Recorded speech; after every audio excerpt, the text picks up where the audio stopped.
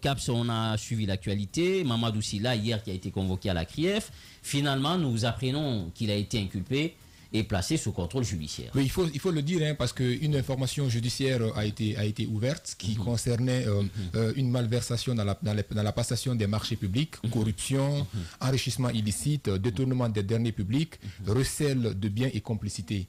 Et donc, dans cette affaire, il n'y en avait pas que Mamadou Sylla, il y avait également Mamadou Selou Dalen Diallo, qui était à l'époque ministre du Transport et des Travaux publics. On avait également Cheikh Ahmed Kamara, ex-ministre de l'économie et des finances au moment des faits, mais également on avait Ibrahima Kamara, qui était directeur de l'unité de privatisation du ministère de l'économie et des finances. Ce sont des gens qui étaient tous appelés suite à cette information judiciaire qui était ouverte du côté de la CRIEF. Donc hier, Mamadou Sylla a été donc entendu après une longue audition. Finalement, il a été inculpé et placé sous contrôle judiciaire. Et donc ce qu'il faut dire par rapport à tous ces faits-là, encore une fois, il est important aujourd'hui qu'on dissocie la politique de cette affaire judiciaire. Parce que toutes ces personnes-là, au moment où ces faits se produisaient, n'étaient pas encore à la tête de ces formations politiques. Et donc moi, ce que je veux dire, que les formations politiques se dissocient, sortent carrément de ces faits-là et laissent la justice faire son travail-là. Et donc, si la justice a décidé de le mettre sous contrôle judiciaire, la suite de la procédure va donc continuer. Encore une fois, il est important que la justice reste dans son rôle en pouvant justement faire appliquer les droits et qu'il puisse, à travers ce tacle-là, encore une fois, redonner l'image de cette justice-là, reprendre la confiance de la population par rapport à ce qui est en train de se faire, parce qu'encore une fois, il ne faut pas oublier qu'il y a une partie de la population aujourd'hui qui perd progressivement confiance à cette justice-là. Quoi qu'il y en a une autre partie, parce qu'il faut le dire, qui continue quand même à croire à cette institution judiciaire. Babila est placé sous contrôle judiciaire. Ça veut dire que le mandat de dépôt et le contrôle judiciaire sont tous des mesures privatives de liberté, puisque vos documents de voyage, vous devez vous présenter pour émarger sur une liste de contrôle judiciaire, vous devez éviter certains déplacements, votre mouvement est réduit à une zone géographique déterminée par le juge. Et est-ce que tout cela ne vient pas limiter le pouvoir de l'homme politique qu'il est, puisque CAPS dit qu'il faut faire la différence, mais aujourd'hui, on ne peut plus les dissocier. Voilà. On ne peut pas les dissocier parce que tout simplement, il faut se poser la question, est-ce que s'il n'était pas politique, il n'avait pas cette influence au sein de l'opinion aujourd'hui, il aurait fait l'objet de poursuites judiciaires dans cette affaire. S'il était resté citoyen ordinaire depuis la vente de Air Guinée jusqu'aujourd'hui et qu'il n'avait pas porté cette casquette d'homme politique, est-ce qu'on allait l'inquiéter aujourd'hui? C'est la question que je me pose. C'est des interrogations. Oui, justement, c'est la question que je me pose. Pour revenir au fait, Djiba Milimono, encore une fois, je voudrais interpeller les autorités du moment. Il faut faire très attention. Il faut faire très attention. La vie d'un homme, on le dit, va de 0 à 100 ans, là, alors que la vie d'un peuple est infinie. Va à l'infini. Et donc, l'État a toujours existé avant le CNRD. Depuis 1958, on est indépendant. Et donc, depuis cette date à nos jours, il y a eu des gouvernants qui ont posé des actes au nom et pour le compte, n'est-ce pas, du peuple souverain de Guinée. Et donc, tous les actes qui ont été pris à l'époque sous la révolution, sous Général Lansana Conté, jusqu'à Alpha Condé et dernièrement, tous ces actes-là, qui ont été pris en conformité avec les lois d'alors. Au moment des faits. Au moment des faits. En conformité avec les lois, bien sûr. En conformité avec les lois, c'est ce que je dis. Je dis en conformité avec les lois d'alors. Et parce que l'Assemblée générale, au moment, parlant de sur la question de la privatisation, a statué, n'est-ce pas, sur le dossier Air Guinée. Si on revient sur ça, aujourd'hui, pour inquiéter ceux-là qui ont opéré, n'est-ce pas, cette liquidation, qui s'est, n'est-ce pas, fait selon les règles du moment. Selon les règles du moment, parce qu'il y a un décret de liquidation. L'Assemblée nationale d'alors a aussi, n'est-ce pas, s'est penchée sur la question de privatisation et a donné son accord au nom du peuple de Guinée, parce que Air Guinée appartenait au peuple de Guinée. Et donc, les représentants du peuple de Guinée ont donné leur aval, parce que tout simplement, l'avion ne rapportait plus. Les partenaires financiers qui aidaient la Guinée et ont constaté vraiment les dépenses inutiles, n'est-ce pas, qu'on engageait dans les déplacements de Air Guinée. Et donc, ils ont jugé nécessaire de liquider la compagnie. Cela a été fait, n'est-ce pas, en conformité avec les lois d'alors. Si aujourd'hui on revient sur ça, Mamadou Sylla, je suis peiné pour lui, sincèrement parlant, je suis très peiné pour lui, parce que tout simplement, c'est un acheteur. C'est un acheteur. Prenons l'exemple. Quand vous achetez un avion volé, attends.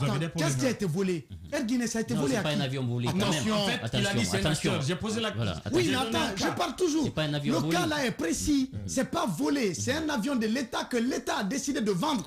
Un bien de l'État que l'État a vendu en conformité avec la loi. Et donc, lui, il a acheté l'avion d'ailleurs qui ne lui a rien rapporté parce que c'est qu'il a investi les 2 millions de dollars. Est-ce qu'il a eu même 1 million en retour? L'avion est où aujourd'hui? C'est à Perpignan. C'est à Perpignan, mais c'est devenu des déchets. L'autre chose qu'il faille dire. Donc, je pense que Babila, il faut que Babila fasse attention. Non. On est en justice. On est en il justice. ne peut pas affirmer. Non, attends. Parce qu'il n'a pas les preuves concrètes de ces différentes affirmations. On a eu des documents. Je pense qu'il est important de faire attention au discours continu. D'accord. Mais ce qui est sûr, sur la base des documents que nous avons aujourd'hui, le décret de liquidation, l'avis, comment on va appeler ce recours de l'Assemblée nationale, et la signature du ministre de l'économie et des finances d'alors, qui engage l'État dans tous les contrats qui engagent les finances publiques. Donc ces documents, sur la base de ces documents-là, je me dis, ces documents qui étaient en conformité avec les dispositions juridiques d'alors, je me dis franchement, il n'y a pas lieu de poursuivre ou de continuer de tergiverser sur des sujets comme cela, parce que tout simplement, je me réfère à cette décision du CNRD qui a mis en vente le parc automobile de l'État guinéen, la vente aux enchères du côté de la Direction générale des douanes. Combien de véhicules, les 4x4, les V8, etc., qui ont été mis sur le marché? On se pose la question, ça c'est en conformité avec quelle loi? Moi je m'interroge là-dessus. C'est en conformité avec quelle loi?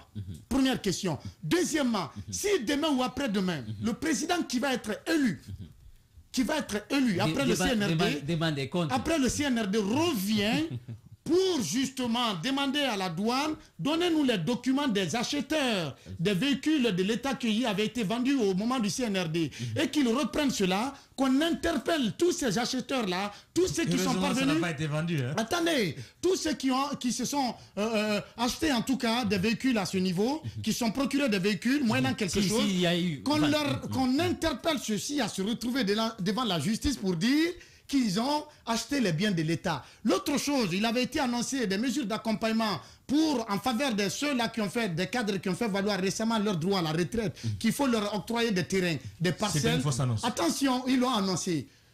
L'annonce là, supposons que le CNRD l'exécute.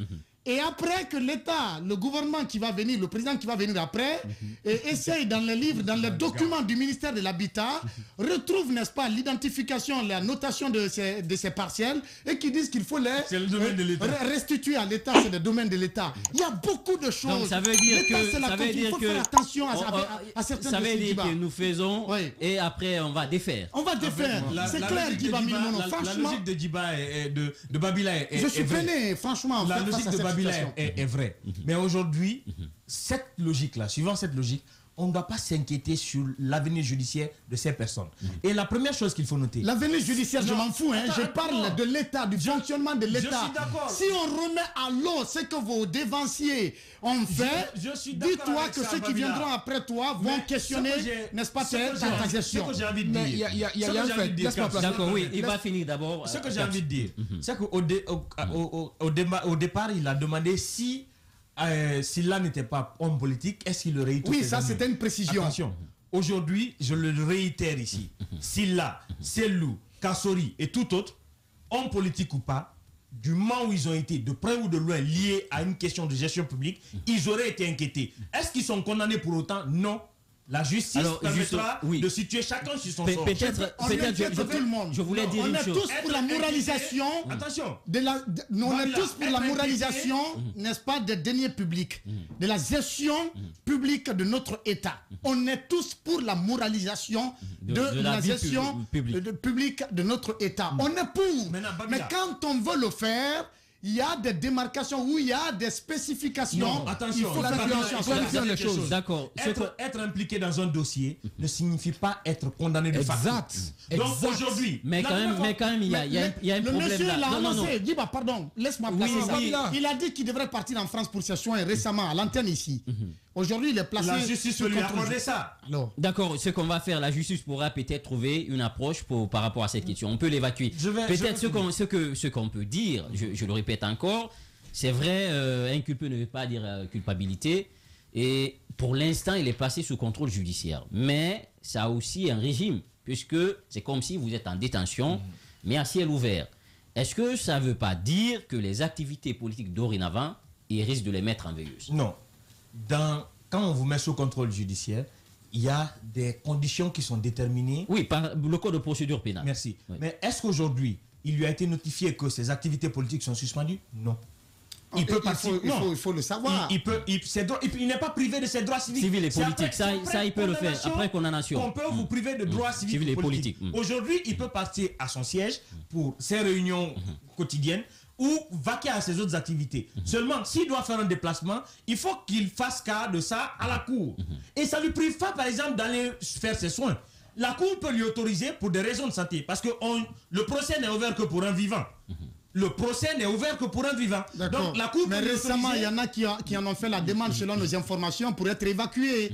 On ne leur a pas accordé en tout cas ce droit. Et heureusement que ce sont des anonymes. Quand ce moment-ci là, son cas arrivera, on l'entendra dans le public. Mais aujourd'hui, ce que j'ai rapidement envie de dire, le problème que nous devons donner la parole aux auditeurs rapidement. Le problème que Félix va par réagir, rapport à l'héritage qu'on laisse dans la gestion publique, elle est réelle. Ce qui a été fait en conformité avec les lois de l'époque. Aujourd'hui, si on veut remettre ça en question, il faudra bien évaluer le risque qu'on a de remettre en question la gestion actuelle. Oui. Cette remise en question perpétuelle de notre gestion doit quand même interpeller le CNRD dans l'esprit de refondation. Mais ce n'est pas pour autant qu'il ne faut pas s'intéresser au dossier. Le fait de s'intéresser aux dossiers qui ont concerné la vie publique en Guinée, ça permet de lancer l'alerte pour ceux qui doivent venir, qu'il y a une possibilité qu'ils soient rattrapés par les erreurs qu'ils auraient commises. Allez-y. Même la loi antérieure peut avoir des failles. Et c'est ces failles-là qu'on doit sanctionner. Pour éviter que même le CNRD se retrouve en train d'abuser quand même. L'annonce du ministre pour les parcelles, ça c'est le ministre qui déterminera la zone. Moi je trouve très bon que Mamadou Sylla ait répondu à l'appel de la justice parce que c'est beaucoup plus responsable, c'est une personnalité politique, c'est un individu. Quand vous êtes convoqué par la justice, daignez d'abord répondre, peu importe ce qu'on vous reproche, mais répondez d'abord, ça c'est beaucoup plus responsable. Maintenant de l'autre côté, il faut qu'on fasse très attention. Faudrait pas, parce que à la base, on a tous crié ici, avant même la mise en place de la CRIEF, on a dit qu'on veut la justice dans la gestion de la chose publique. Maintenant qu'on a mis en place cet appareil judiciaire, il faut qu'on fasse très attention. Si on convoque X pour quoi que ce soit, il faut qu'il réponde d'abord. Cela ne veut pas dire de facto qu'on peut le condamner. Non, mais il peut se justifier. S'il sait qu'il n'est pas en porte-à-faux avec la loi, ben, il sort indemne. Mais il ne faudrait pas que lorsqu'on convoque quelqu'un, on s'imagine déjà que la personne des scénarios. Des scénarios, oui, que la personne est déjà condamnée. Moi, je pense qu'aujourd'hui, le peuple de Guinée a connaissance quand même d'une partie du problème. Mais je ne peux pas dire qu'on connaît tout le problème. À la justice maintenant de nous éclairer par rapport à la réalité de l'affaire de Air Guinée. Mais de facto, moi je dis que c'est une bonne chose que Mamadou Sylla ait répondu à l'appel de la justice parce que c'est un citoyen avant tout. Oui, Caps, quelque chose à dire. Voilà, la dernière chose à dire, j'ai envie que le peuple de Guinée, les gens comprennent qu'un procureur, il peut accuser. Un procureur, il peut porter plainte. Il peut demander à ce que vous venez répondre devant la justice, mais le procureur ne rend pas justice. Et il faut que les gens comprennent ça. Deuxième chose, il est important également que tous acceptions de faire confiance à notre justice parce qu'on a à un moment donné, un moment crucial. Et à la justice également de dire le droit et de ne pas politiser cette justice parce que le peuple de Guinée en a besoin pour justement, et tout le monde observe ce qui est en train de se passer. Demain, tenez-vous bien, restez avec nous, il y aura une révélation rocambolesque, comme on aime à le dire dans cette émission, du côté de la Caisse nationale de sécurité sociale. Beaucoup à dire. Les détournements sur les 10 dernières années, les présumés, détournements sur les 10 dernières années. On va dépiécer cela de ligne en ligne, virgule et virgule. On va mettre les barres sur les T et les points sur les I. Demain avec Babila, Alphonse, Caps, Félix et sénateur. Oui, un mot, Babila, rapidement peut-être. je voudrais dire, si demain l'État décide de mettre un bien sur le marché en vente pour utilité publique, moi je conseillerais à tout le monde de ne pas acheter parce que tu risques de te faire rattraper à l'avenir. Deuxièmement, le procureur a le pouvoir de poursuivre, d'accuser, mais pour éviter d'infliger la honte à son parquet, il faut s'armer d'éléments de preuve avant de poursuivre contre les gens. Voilà. Merci beaucoup, Babila. Portez-vous bien. Demain, je dis bien, demain, ce dossier d'enquête, révélation exclusive sur Espace TV, Radio Espace. Au revoir.